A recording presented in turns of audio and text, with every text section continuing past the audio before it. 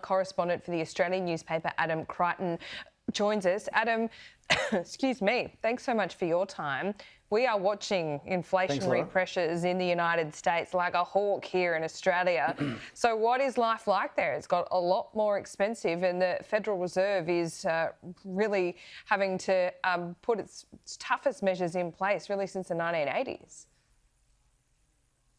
Yeah, well, look, the US has been the first out of the blocks, if you like, with inflation. It's got the highest annual rate of inflation in the Western world at the moment. The good news here is that it's expected to start falling, and we get the inflation figure for April in just a few days. So the forecast there is that the inflation rate's going to fall from about 8.5% to about 8%. So it's still very high.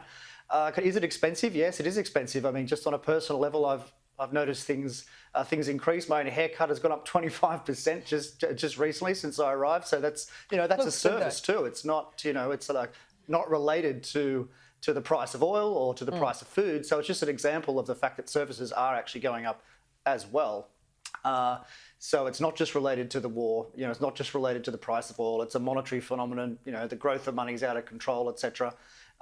So I think the lesson for Australia is that inflation will keep increasing. I mean, the rest of the world's just a bit behind the US. That's all in this process.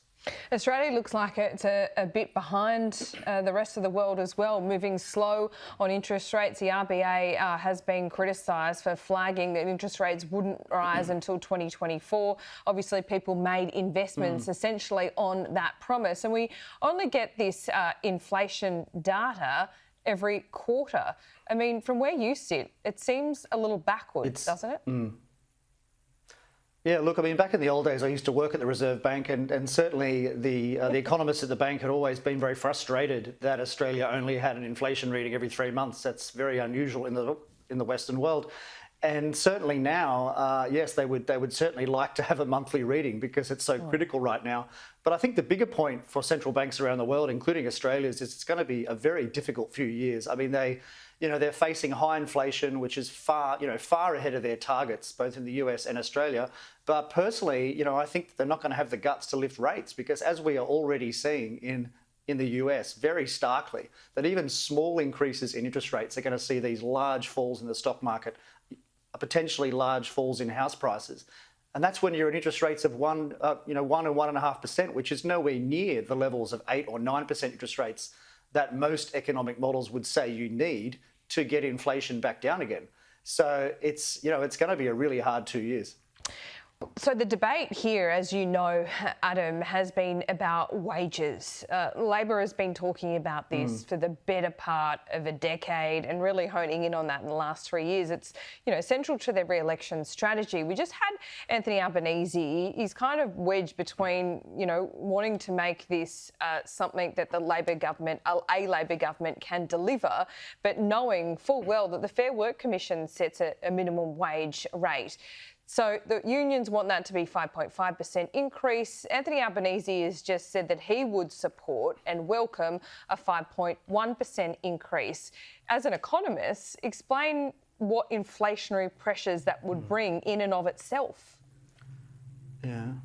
Well, certainly historically, the Australian industrial relations system has had a real problem because when one industry gets a wage rise, it filters through to other industries through the Fair Work Commission, and that's a legacy of the Labor Party, the Labor government, the Gillard government, in fact.